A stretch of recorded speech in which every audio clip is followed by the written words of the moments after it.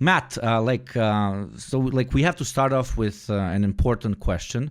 As you might know, this is a pretty international podcast. That's like our branding or whatever. All three of us come from extremely cursed, but in my opinion, awesome different places from around the world. Me, obviously, the Balkans. Hakeem from Iraq and is in Iraq. And JT, God forgive me for uttering this term, Texas. So, as is... best damn country in America, I tell you what. No, that's fucking Oklahoma. But so as is tradition, oftentimes on your show and the different shows that you work at, let's start out with guessing, I guess, what country or state is a parallel to another one.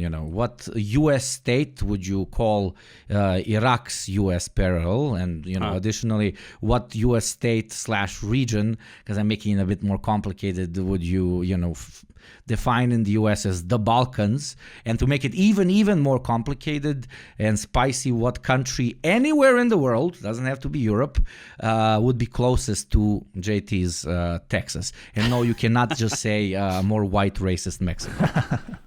Nice. Okay. Well, I thought about this a little bit over the years, and there's a case to be made. I think that the Balkans is in the United States Middle West. Yes. Generally. Yes. And specifically, the one like one-to-one parallel I feel pretty good about is that Ohio is Serbia. Oh, fuck it. That was going to be my reaction too. I didn't have the Ohio bit, but yeah, absolutely. Midwest. You're never going to find people from there who agree on what constitutes the Midwest, who are the true Midwesterners. Yeah. Oh, that's deep. Choice. Yeah, and they all hate each other. They all hate their neighbors. So I think Ohio is Serbia, Michigan is Bosnia, and Wisconsin is Croatia. Where's Albania in this? Indiana. Florida? Indiana. Florida is not the Midwest. Actually, my sweet Iraqi friends. Albania. Actually, no. I'm sorry. Albania is West Virginia. Oh, okay. Indiana is like Montenegro, maybe.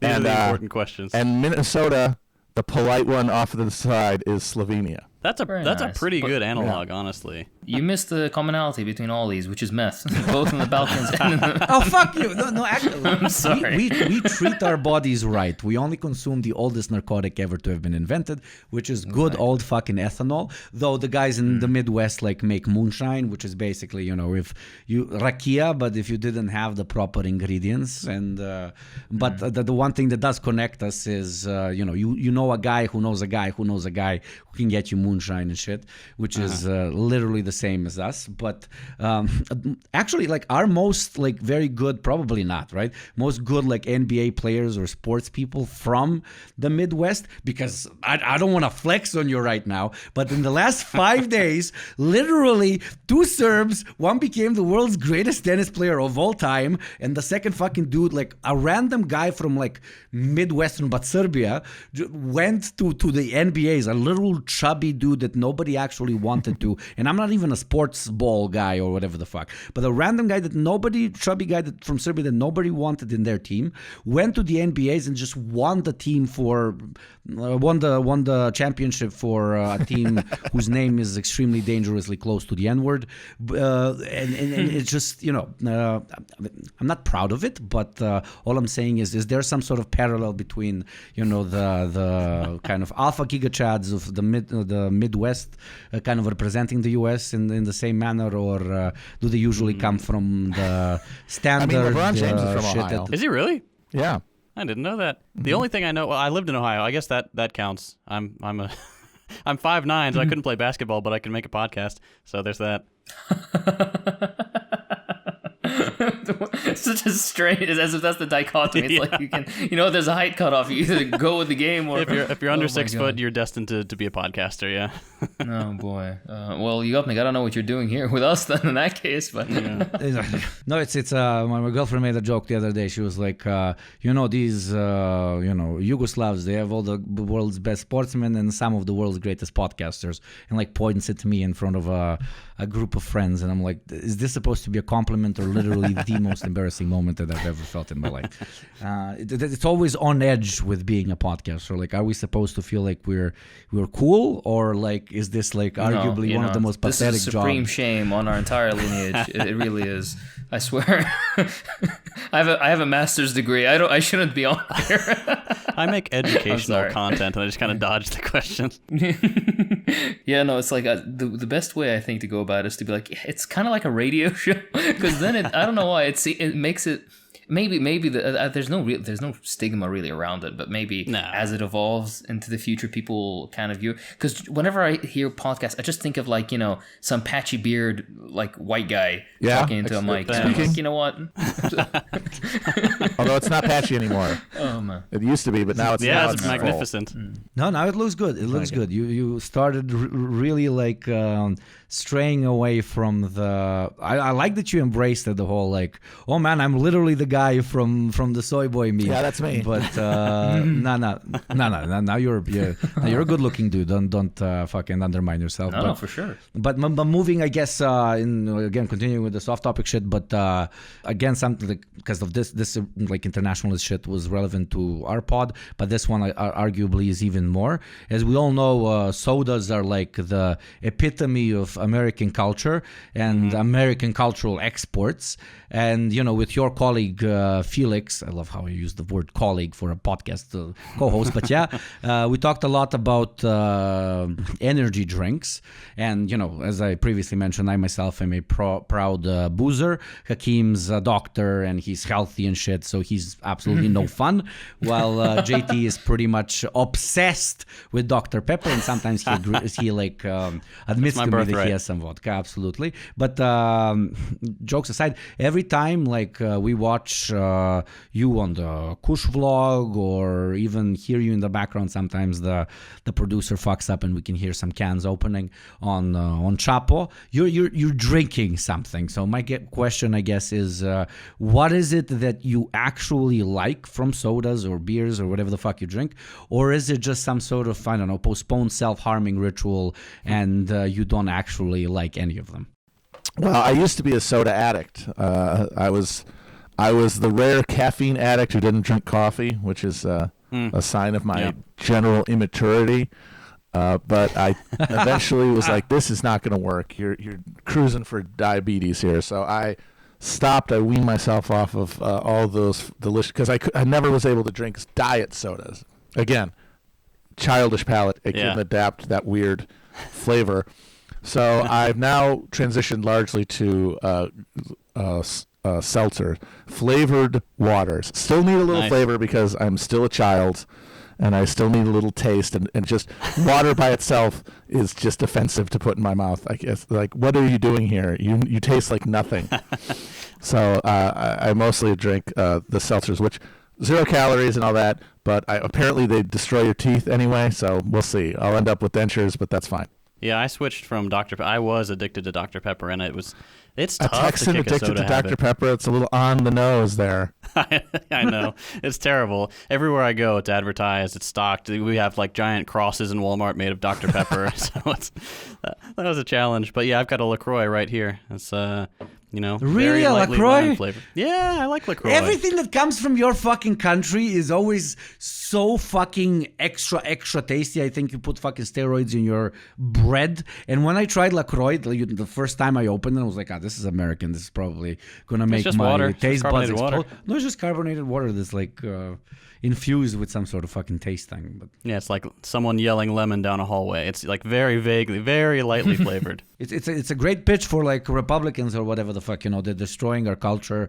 They're removing us from our true way of life. Instead of selling us sodas, now they're selling us seltzers that have like the taste of lemon or whatever the fuck. But do those actually have any calories in them, or do they? No, Are they? I'm Zero? looking at the label right now. 0 calories, 0 total fat, 0 sodium, 0 carbs, 0 grams of protein. It is just carbonated water and naturally essenced asterisk.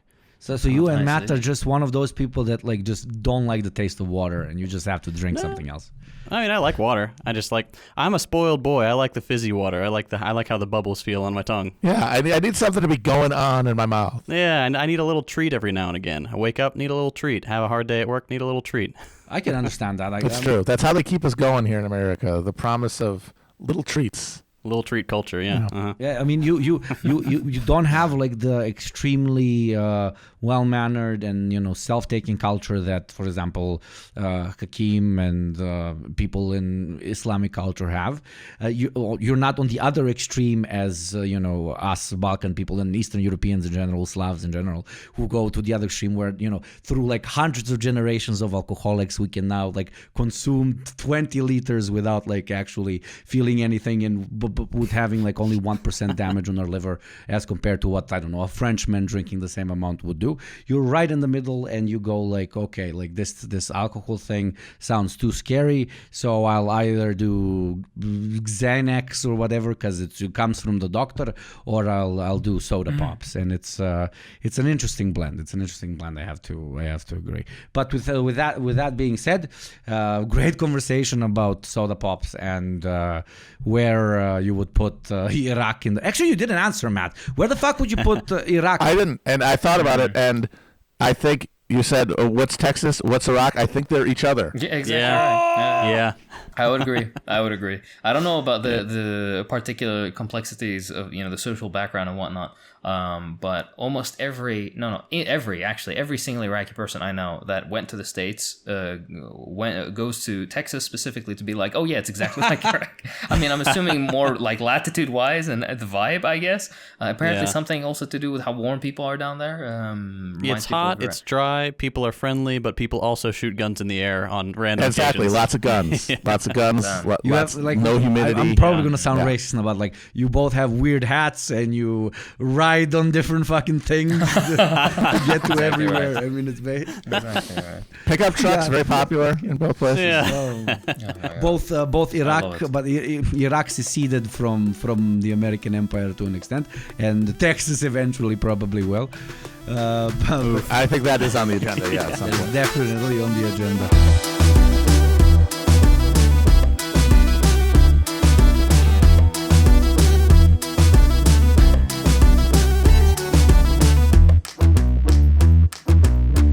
Welcome everyone to yet another episode of the Deprogram. Today we have a very special one for you, featuring none other than Matt Christman, one of the legendary frontmen of Chapo Trap House, which in extension is one of the only podcasts we do not consider our mortal enemies over here at our show. Because, well, all podcasts must, by nature, hate each other.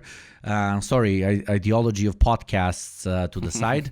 It's an honor to have Matt join us here as one of the founders of our little loophole profession. He's a brilliant historian, philosopher, soda and Cush. I'd never learned how to pronounce that. Cush consumer, widely known as Paul Giamatti's objectively more handsome twin, and the father of the grill pill. Matt, thank you for coming to the show. Please tell the few members of our audience that live in caves a little bit about yourself. Thank you for having me. I invented podcasting. Me and my friends got together to the Trinity test site in New Mexico and launched the first podcast in 2016, and been living the dream ever since. Sounds true. At least I believe you. But for those of our listeners who might not know, Matt is quite the historian, and his work proves that. So I guess we'd like to utilize this expertise and settle a question we often raise, especially after starting the All Presidents Are War Criminals miniseries. And that is, who is the worst American president of all time and who's the best, or more like least bad? And liberal moralism, subjectivity, blah, blah, blah, blah. Please, humorous, worst and best, and obviously why? Well, it's typical of Americans, schizophrenic and bipolar history that they're back to back in the lineup. The best president, the least bad, Abraham Lincoln. Yeah. The worst, his immediate successor, Andrew Johnson.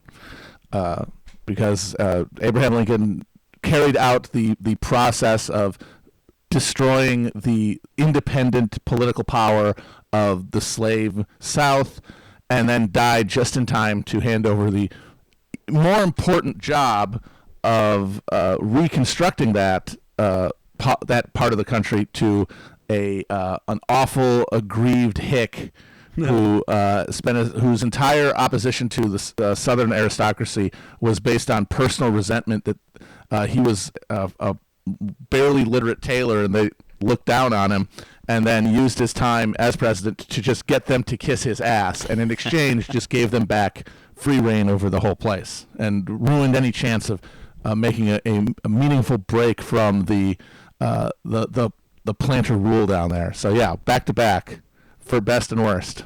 You got Nick. Based on your rundown of Lincoln in the War Criminals episode, does that check out? What do you think? No, it does check out because, like, from obviously they don't exactly like spoon feed us American history over here, but except for NATO bad, they bomb, very bad. But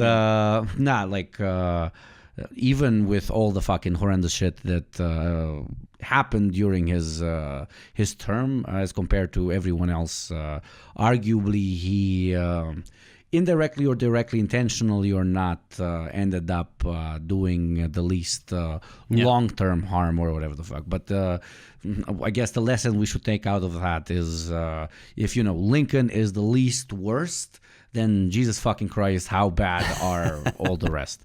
And it's they're terrible. They're genuinely awful. I think more importantly than who's bad and who is good and all this, quibbling over these tiny little trivialities, is the fact that Lincoln was a weird-looking guy. And I've never seen anybody who looks even remotely like Lincoln. What the fuck was up with it? Like, why did you look like that? He had Marfan syndrome, which is a genetic disorder that causes people to be very tall and endomorphic and have big bulgy eyeballs. Huh. Well, now I feel really bad. I have no idea if Matt is fucking with us or we just did an ableism. Weapons-grade ableism against our greatest president. Oof. What have I done? Marfan syndrome, no, is actually, it's a real thing. I don't know if Lincoln had it actually, but it's basically a mutation of a gene that prevents something called fibrillin from forming correctly. Basically, it causes abnormalities in connective tissue, so it causes you to like was described, basically to be quite tall, usually fairly thin, have very long spider-like fingers called arachnodactyly. Amongst a bunch of other stuff, eye issues, heart issues, pectus excavatum, which is like a indent into the center of your chest. It's a very interesting disease. You can spot these people like right away normally. Interesting. I've never thought that Lincoln had it, but let's take a look. Not that I don't believe you, but this is Hakeem's specialty is looking up bizarre medical things during the podcast. But like, I in a weird way, I hope he did, because then we can girl boss this shit and say Lincoln did not only free the slaves and everything, but he was also the first minority disabled president of the United States of America. It's believed. Yeah, exactly right. It's believed. Wow. Yeah, there's no way to prove it. Like, one of his descendants has the gene for it, exactly right. He looked kind of goofy, so. There's a circumstantial case that he had Marfan's. Also a circumstantial case, speaking of him being a minority president, that he was gay, or at least bi. Really? Is that so? Really? Yeah. Wait, well, okay, this I've never heard. Tell me. Yes. Well, he had a very intimate relationship with his personal secretary, Joshua Speed. They would sleep in the same bed when they were traveling together. They had pretty intimate correspondence.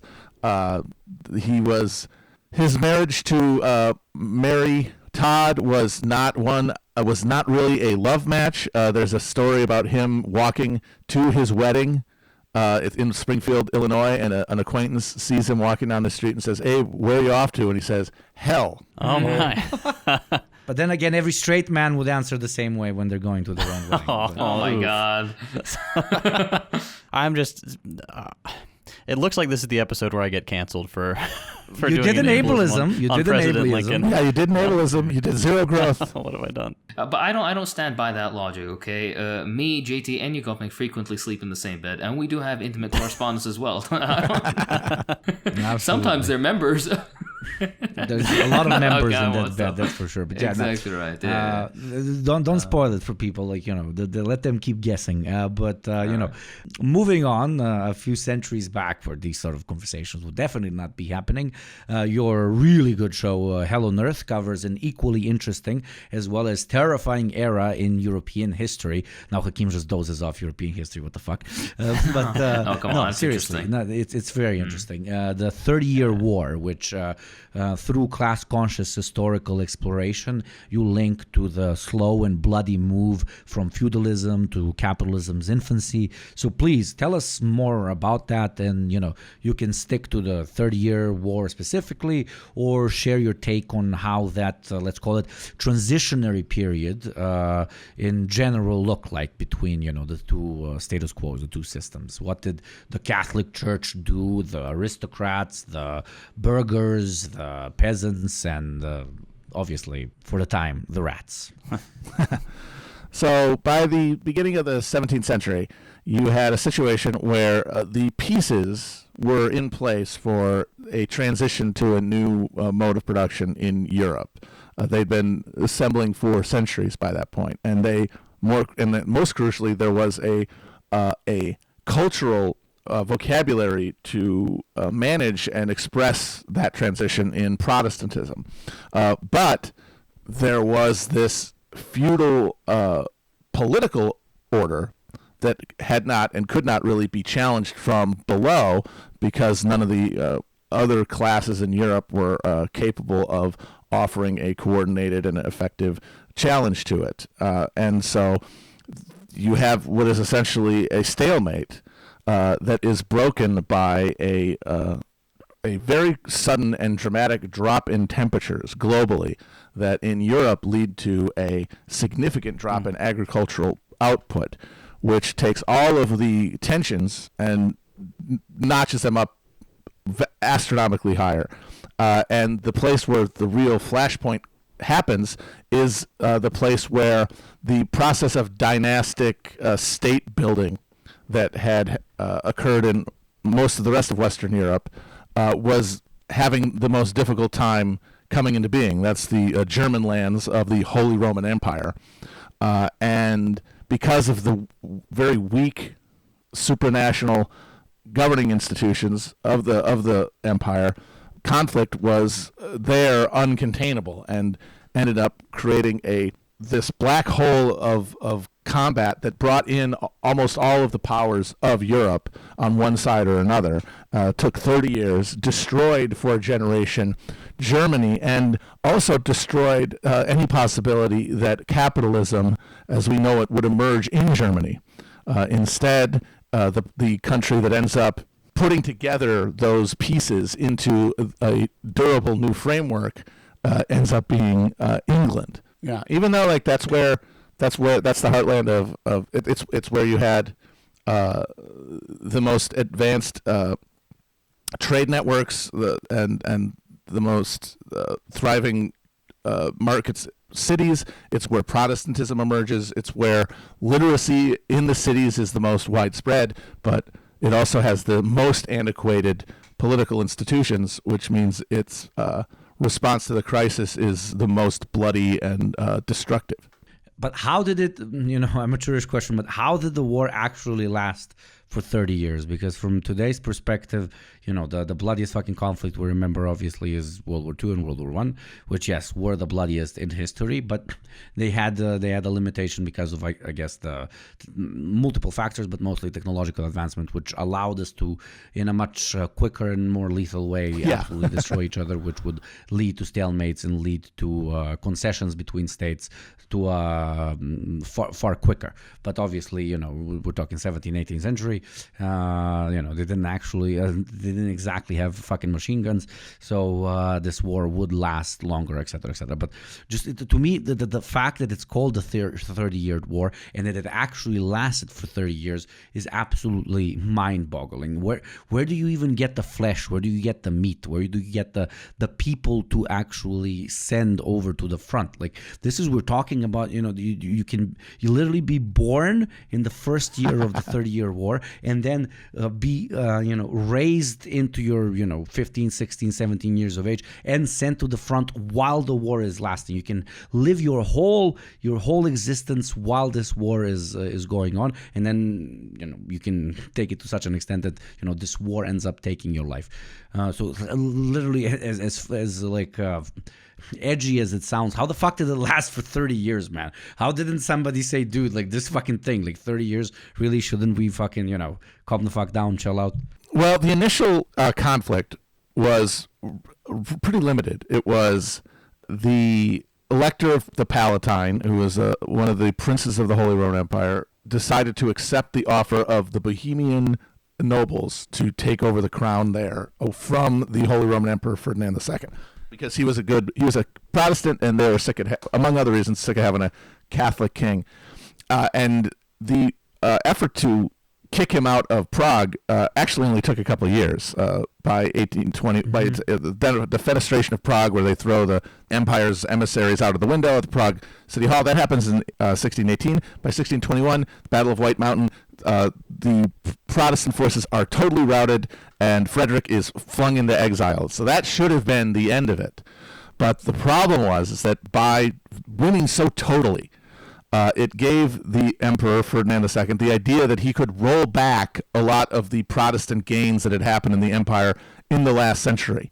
And that aroused the hostility of not only the German Protestant princes, but the other Protestant countries, and most importantly, Catholic France, which saw the Spanish Habsburgs as their chief geopolitical enemy, even though they were both Catholics. And saw in the Protestant cause a way to undermine Habsburg power.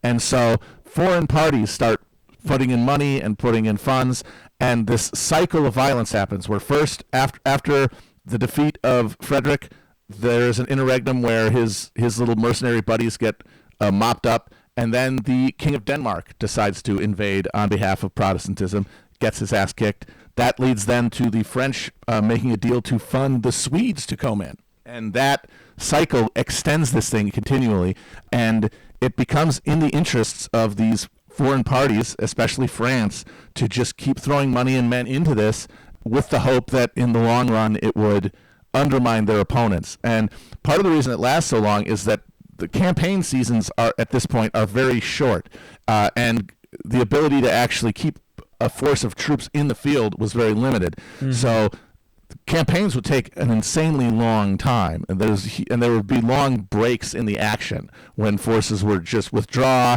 and dissolve, and then it would take time to form up new armies and send them out. As for who was fighting it, at this point you have this big transition that started after the Black Death of people from countryside moving into cities, and a lot of them moving to those cities without employment or a fixed address, or really just finding city life unconvivial, become this pool of recruits that can be signed up with the promise of adventure, movement, not having to farm, and booty and loot. And so it creates this entire war economy around these mercenary commanders who front the money to buy the weapons and material and give initial payments to these mercenaries, and then let them loose into the countryside, at which point, a lot of the times they stop paying them, and the troops just can maintain themselves by plundering the countryside. Super interesting. And would you explain away, I guess, and maybe this is a myth, you'll tell me if it is, but would you explain, the kind of argument that recently, be it from this perspective or that perspective, people are making that Europe, as compared to any other part of the world, has had the largest number, not only of consecutive but independent conflicts, period. Because if we compare it to Asia, if we compare it to Africa, if we compare it to, even native populations in North and South America, even though there, the historical proof is kind of difficult because, white people went and burned all the fucking data and shit. But like, how would you, I know this isn't in all the questions that we predefined, but number one, is it true that Europe is the most conflict-rich part of the world historically? And maybe, I know it's a kind of a difficult question, but why, in your opinion? I believe it is. And I believe the reason comes down to this geographic reality that post-Roman Europe is capable of sustaining these medium-sized powers that are able to build significant capacities as dynasties and then states, but which defeats any attempt at a centralizing, dominating authority taking the whole place over. Which is not true in other parts of the world. And what that means, either the rest of the world, you either have imperial domination from a center that tamps down conflict, or you don't have the resources for medium to large size state apparatuses. Here you have these medium states in constant competition, never with one able to dominate from a center, meaning that they're just going to keep fighting. And it's that I believe, that cycle of conflict, more than any other single factor, that is why capitalism emerges in Europe, because it is the context of competition that allows innovations in economy and production that would be destabilizing and are destabilizing to a centralized empire, and are therefore stamped out and discouraged in those empires. Like China had all the same things that went into capitalism evolve often much earlier than Europe did, but were never allowed to be, the genie was never allowed out of the bottle due to their understood destabilizing effects. In Europe, the short-term need to compete with your fellow medium-sized states means that you have to encourage, to some degree, innovations that over time overthrow the world as you understand it in the pursuit of that competition with your fellow medium-sized states. Absolutely. So TLDR, ladies, gentlemen, and NBs, size does matter. Indeed. But okay, moving on, I guess, to an equally interesting but rather different topic of conversation. You often talk about class consciousness. I remember vividly you saying, and it stuck with me, that the more modern proletariat has replaced class identity with consumer identity. And honestly, like, can we like really blame them? No, I mean, no, it's not a question of blame at all. It's that you inherit a world, and in that world, your place in a class is made legible to you through cultural institutions and through your lived experience. And in America specifically, the advent of mass media and suburbanization means that people live as a member of a class, but in a social structure that makes class invisible, and that instead makes you conscious of yourself as an individual through a lens of consumption and identity flowing from consumption. Absolutely. I mean, like to an extent, all of us here with the podcast and all this shit are a part of this mass media apparatus of consumption, but also, at least to some extent, we hope that, along the way, we introduce some people to this larger socialist idea while making them laugh from time to time, and in a way, basically, help start up some sort of class consciousness in those who, might stumble on our work in their constant pursuit for shit to consume. So I guess what I'm gonna be asking, or what I'm trying to ask, is how do we even go about spreading said class consciousness in an era, as you described, being, I guess, so devoid of communal direction and purpose, because, just waiting for quote-unquote capitalism's contradictions to destroy it, honestly, in my personal opinion, is going to leave us all just dying on a half-dead planet. Yeah.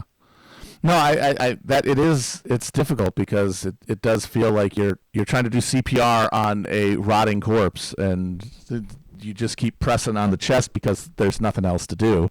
But to me, it comes down to, like, we all have to do something with our time, and trying to howl into the darkness and insist upon that there is something beyond the sterile consumer identity is, as a personal act, something that allows you to attack the rest of your life with that awareness that would otherwise be submerged if you did not have some sort of practice that stimulated it. And the hope is that as history unfolds, yes, like we can't just wait for something to happen, but that we are all going to have to react every day of our lives to things occurring in them.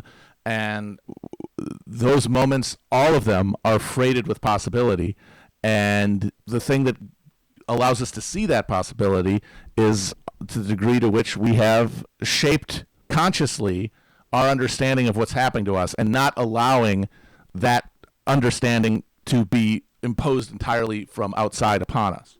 Beautifully put. And when it comes to, this moves us into the next topic, alternative viewpoints at points of our life when everything seems either relatively bleak or totally unconscionable when it comes to seeing any potential change, be it internally, be it externally.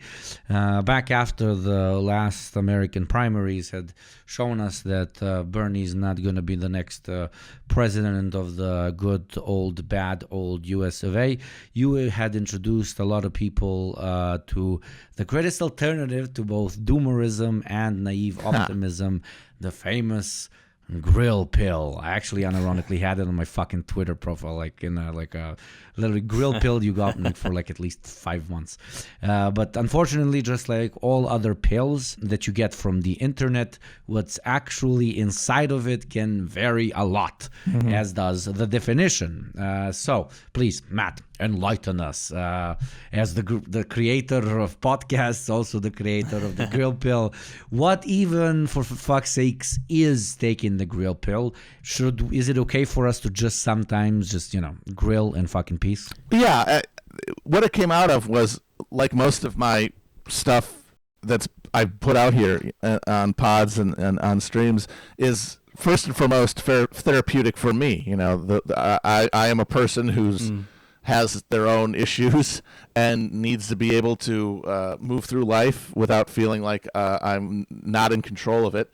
And I found myself, after the Bernie campaign flameout, seeing instantly this rush to recreate the arguments of 2016 after the first time Bernie was defeated, and get invested in the general election from a point of view of justifying non-participation or third-party voting, or arguing about what the responsibility is to vote for Biden or whatever. And just seeing that and seeing the return, this cycle reasserting itself, and knowing how dead end and sterile that argument is, just for my own mental health, I had to figure a way to break free from that, and from the urge to just recreate the same cycle, which I know will leave me in the same place. So the grill pill is essentially just a personal methadone, a way to consciously detach from a presidential electoral news cycle that I had invested with a lot of importance, because we had all decided that, because it was in our interest and to decide that the Sanders campaign was a real potential moment of fracture, something that was worth investing energy and emotion into.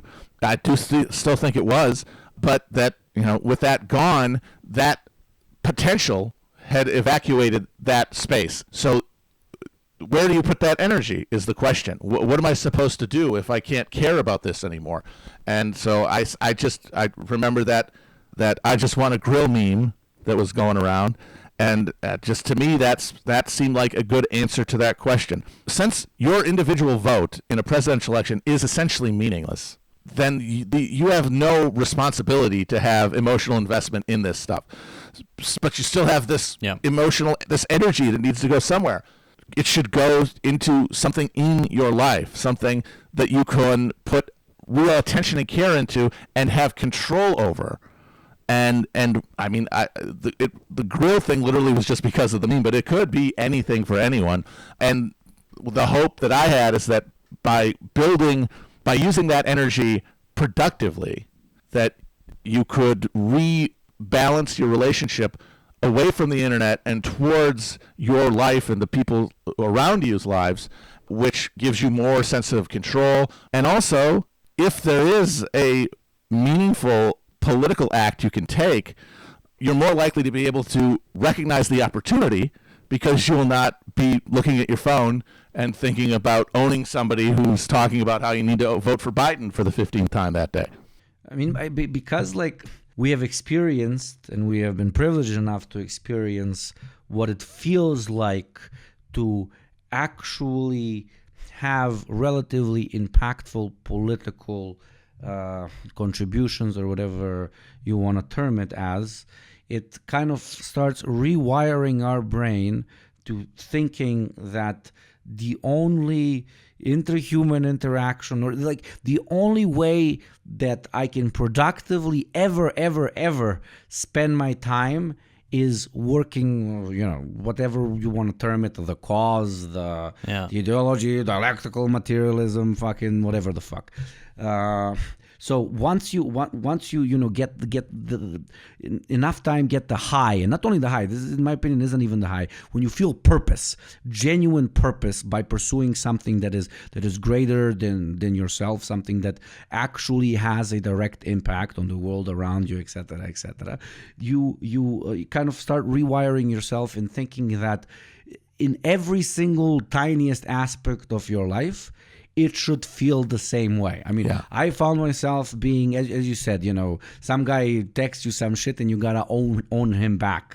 I found myself being like an extremely, I hate this term, but whatever, toxic person in my everyday experience with people that, there's no such thing as somebody who's apolitical, but mostly people that really didn't want to talk to me about this shit or didn't really give a fuck about any of these things that I was genuinely passionate about, that I genuinely found purpose in. So I needed to kind of, what I'm talking about is basically how I interpreted the grill pill, very similar to I guess how the grill pill is supposed to be interpreted, said by the inventor of the grill pill himself. But to me it was extremely healthy because I realized that, dude, you do not have to be a fucking political advocate, as cringe as it sounds, 24 hour or 24/7. You can just be a guy that's fucking grilling and having a beer and just enjoying your life without constantly having to analyze the ideology of this, the ideology of that. You can just be a dude, and it's absolutely okay for you to just sometimes be a dude. Because unironically, after I started doing it, it has recharged me to such an extent that this sounds so fucking nerdy, my political activism, my participation in organizations, but you get what I mean, got far more inspired because I knew where to direct it. It wasn't directed at shouting at, I don't know, some fucking cousin that I see once every 7 years, how he's stupid because he said A, B, or C, but actually directed it in places where I can actually have some sort of impact. And that, utilizing the grill pill in that matter, is extremely healthy. Both for the community and I guess the individual, which could not exist without the community, as we all know here and our listeners know. But extremely healthy mindset, in my opinion. Yeah, for me, when I switched, because I used to do general interest kind of infographic style stuff on my YouTube channel, and when I switched to the political stuff in 2020, it's because I was angry and bitter and all this stuff, and I needed an outlet for that. And once I saw that people shared those kind of feelings and frustration, then I doubled down on it, and I did that. I went really hard for like 2 years making these videos, one video a week, rigorously researched and cited and all this stuff, and I put a ton of effort into it, and I didn't realize it, but I was getting progressively more miserable as time went on. And then finally, when I kind of, I don't even know what the breaking point was. I guess I just kind of burned out, to use the term, but I took a breath. I decided, all right, I'm not gonna check comments every single day. I'm not gonna respond to all these people, these thousands of people who have various opinions on these political topics. I'm gonna go outside. I'm gonna go for a walk. I'm gonna go work out. I'm gonna go play a game of Magic or something. Yeah, literally touch grass. Like I was outside. I was like, man, I feel great. Why do I feel so good? It's because I was like breathing fresh air and not thinking about this stuff. And then I could come back to it refreshed at X days later or whatever. And that's, finding that balance is just so important, I think, because on the left we have this, we love to lose. Like, we are constantly in a state of losing battles and getting really wrapped around the axle about, okay, how do we talk about this issue to people who don't understand it, or how do we get this movement on its feet again? That, you know, it's, in the United States, it's been on its ass for 100 years. So and we love, as you said, constantly, but we love to fuck up, because that like when you try to convince someone, arguably what we like more than convincing someone is when they are not convinced, because then we can tap ourselves on the back and say, oof, it's so hard being so much like woker than everybody else, bro. You know, which makes you feel superior, which is to the contrary of absolutely everything that the Marxist idea is supposed to present. Sorry for interrupting you, but yeah, it's just so masochistic. Yeah, you're exactly right. It's and like, especially when we do this shit on the internet, like all four of us, you know, maybe, you know, you guys, you know, Texas, LA, and so on, maybe in Iraq, I'm not sure, but for me, myself, and I, in a place that actually had like a socialist experiment or whatever that went awry, and afterwards, I have like the number of socialists here is minus 500 million, and then you start doing something, you know, creating content that is directed at, you know, spreading this sort of idea and so on, and then all of a sudden you realize just how many thousands, hundreds of thousands, millions of people share your similar outlook and are ready to learn, ready to expand their horizon, blah blah blah. I sound like an inspirational hippie or whatever. But what fucks with me is that, you know, I sit on this digital little box, I click these little things, I talk into this little microphone, I upload some fucking thing over there, and then all of a sudden, you know, when it comes to this podcast, literally hundreds of thousands, fucking million plus fucking people listen every time. My YouTube channel or whatever, less, but still a very, very large amount of people. And I'm like, look at how many like similarly minded or whatever individuals exist out there. And then when I turn back to my grill life, to my real life, to my everyday like physical existence, the unplugged shit, everybody around me is you know, not gotten there yet, quote unquote, which again is a very cocky thing to say, because everybody has their own pace and so on and so on. And that's what super irked me. And that's what made me the annoying guy at the party. That's, you know, that meme when the guy is standing in the corner while people are dancing at the club, and I'm looking at him like, they don't know about electrical materialism. You know, like, that's what made me into this sort of piece of shit. Not because I kind of felt superior or whatever the fuck, but because I was like, why are they not getting it? What the fuck? Because before, you know, you think they're not getting it because, you know, we're just circumstance. But online, it kind of fucks with our brain. You see hundreds of thousands of people getting it, and then you're like, why aren't these people that I objectively know are fucking smart not there yet? But then, you know, if you read Marx, you will understand that, you know, their alienation has not reached a particular point. Their understanding of capitalist contradictions has not reached a particular point. They just it's not you. Most people just don't have the time or the inclination to learn about it. Exactly. It's not us who are supposed to be some weird ass fucking podcast Jesus Christs that go and preach the name of our great Lord and Savior Marx. No. Through their you know, life experience, they will eventually reach it, or they will become reactionaries, etc., etc. And that is kind of the path that everybody has to go in. But it's very important for us to remember this and, you know, take the grill pill, because otherwise you will just dig a hole deeper than you can ever dig yourself out of. But we've already gotten very rhetorical, but let's get even more rhetorical. Especially on a topic which is being discussed by everyone and their fucking mother's mother at this point. And that's AI. Everybody cringed that's listening to this.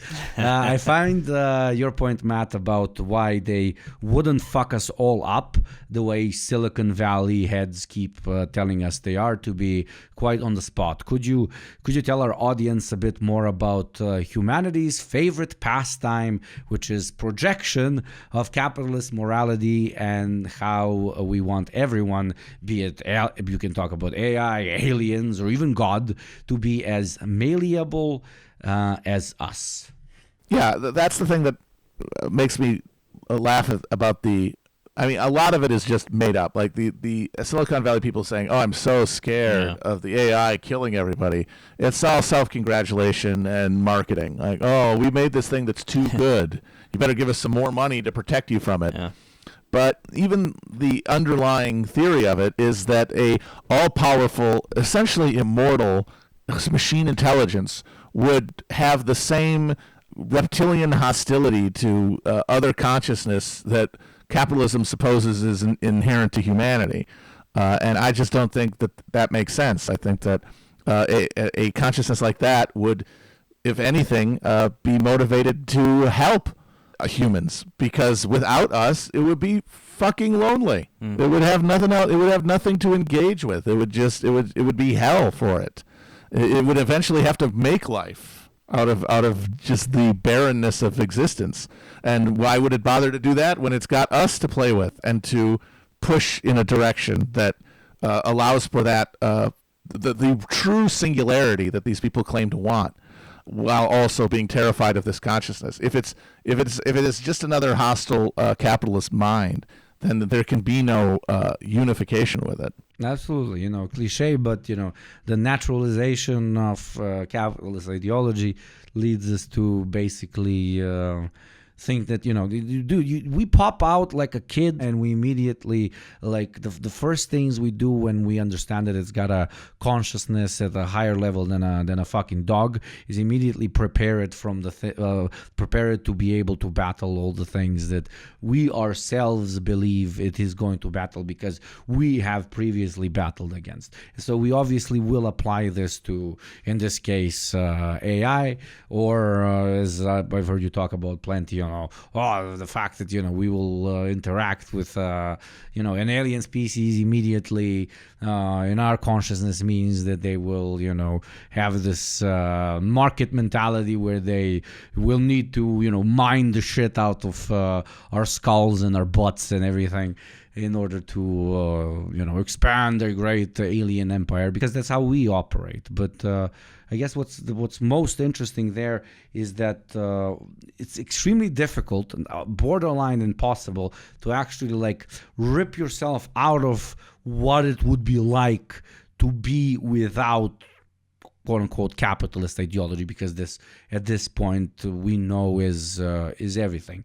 One good way of doing it, in my opinion, would be, for example, through historical retrospective, which leads us to understand sometimes just how even more fucking wild humans can be when we look at particular civilizations throughout history that even make us, who are capable of causing insane harm, arguably more than ever in history because of technological development and just the market being our god. But still, like the argumentation that previous civilizations for certain type of atrocities had used look to us like they're absolutely insane, and yet probably at that time for their current setup ideology they were completely rational and completely like, oh dude, what the fuck are you talking about? Of course I'm gonna go cut a fucking heart out and throw it down a pair of stairs or whatever the fuck. But it's obviously extremely difficult to distance yourself, and so obviously with everything that is coming, such as AI, it's going to be very malleable to people in nowadays it's not even suits. Like, they used to look fucking representable. People in fucking tracksuits, which is cultural appropriation against Eastern Europe, to come out in front of fucking microphones and tell us, nah man, this shit's gonna fuck you up, because if it's made by humans, it's gonna behave like humans, which to an extent I wish it did, because humans at their core, and I will fucking die on this fucking wall, are not what humans in this giant mall of what we call the capitalist stage of human development are like.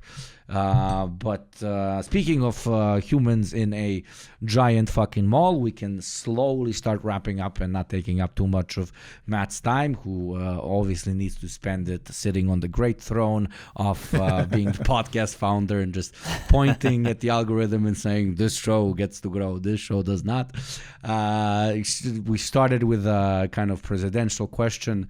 Let's end it with one, and don't just give me an A or B answer. Explain yourself, please.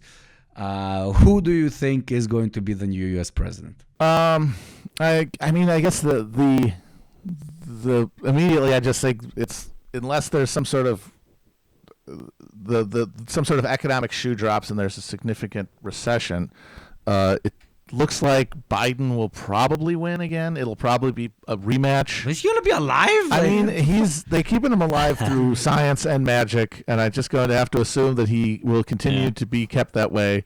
And if he dies, they'll replace him with a hologram. But I think it'll probably be a rematch with Trump, and it does seem like the all-important suburbs have pretty much terminally turned against Trump. So even though Biden is comically unpopular, he'll probably still win in an election that will likely see a significant drop in turnout. Last election was turnout was up from the previous election, and a lot of new voters voted for Trump. But and that was in the specific context of COVID and stuff. And with another rematch, my guess is that probably number goes down, and the suburbs assert their preference for the less hysterical Democratic Party, and we get a 900-year-old president. Isn't it so incredible, like the way like fucking American presidential election guesses or whatever like analysis works? Is you guys have so many subclasses. You guys have a subclass of American suburbia that is, I guess, obviously the fact that you're That's using huge. it is like so different than not like teach me like I'm a random guy from a mountain village. That how are like people that live in suburbia so different than people who live in the same fucking place just like in taller buildings, so they don't have a lawn, and that makes them like crazy fucking different than the dudes that have a lawn. Yeah, well, as a filthy suburbanite, the people in the suburbs are afraid of literally everything. They're terrified of cities. They're terrified of people who aren't from around there. They're terrified of, having to fend for themselves. They're terrified of not having a grocery store nearby or their particular kind of grocery store nearby. It is the last vestige of the frontier yeoman fantasy of self-sufficiency, even though there's no self-sufficiency to speak of, and that brings with it a sense of proprietary control, rigid policing of borders, and property value, because that is that's the buy-in to the system that we offered the last generation. The younger people have no real access to it until maybe their parents die, but a lot of those kids, they're going to find out that the house is basically owned by the bank because they've mortgaged it 4 times so that they could buy 2 ski-doos and go to Hedonism 2 every year. And these people it's not enough anymore that you live in a little insular community. No, this little insular community has to be even more protected by putting a big gate with a dude whose whole job is to sit at the gate and make sure that you actually live in the community in order to come in. It's a retreating away from reality, and it's this. They like to see their domain as a bastion of civility and calm, and they want that kind of reflected in their politics as well. So when they see Trump getting up and doing all this bombast and stuff, and now especially that he's been a naughty boy and he's getting indicted on all of these counts, well, suddenly he's not the civil candidate anymore. Biden, while he may be boring, he doesn't have any of that stuff on his record. Yeah, and they're largely college educated, which means that they went through an acculturation process to a set of norms that they identify with their own self-interest, and which they see the Republicans as a threat to. Trump's real base are people who are either not necessarily downwardly mobile, but subjectively imagine themselves to be in danger of downward mobility, are alienated from the system as opposed to feeling like they're brought into it, and are therefore happy and in fact enthused at the prospect of some genuine rupture in our state system. But those people are never going to be strategically allocated in the Electoral College enough to win. But why is it then so difficult to push these downwardly mobile, especially Americans? Because usually in most other electoral politics, it doesn't work exactly the way it does in the United States. Why is it so difficult to actually move them to the left? Why is it kind of a direct correlation between higher rates of poverty, obviously not in all the states in the U.S., but in most of the higher rates of poverty lead to higher chances of being more and more conservative? To me, it's always been fascinating. I don't know. What's your take? Well, the really poor people generally don't vote at all. So in these poor areas, the poorest people aren't part of that rightward shift. They're not voting.